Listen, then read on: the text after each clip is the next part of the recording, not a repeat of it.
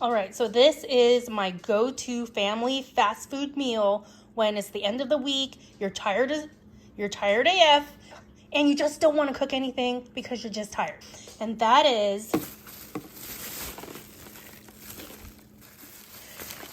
this place here, El Pollo Loco. When people leave the West Coast, they always say that they always say like the fast food place that they miss is like In-N-Out. When I moved away from the West Coast, the fast food place that I always missed and thought about was El Pollo Loco. Go to one with really good star reviews because not every El Pollo Loco is the same. All right, so what we ended up getting is the chicken, of course, because this place is called El Pollo Loco. We got the rice. We have the mac and cheese. This mac and cheese is one of my daughter's favorite places to get mac and cheese because it's really, really good. We have lots of mild salsa. Both these salsas are really good. You got the red salsa and you got the green salsa. And lots of tortillas.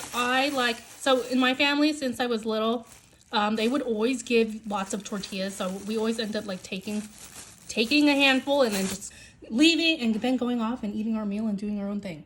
And then in this order, we have a salad and we got some churros.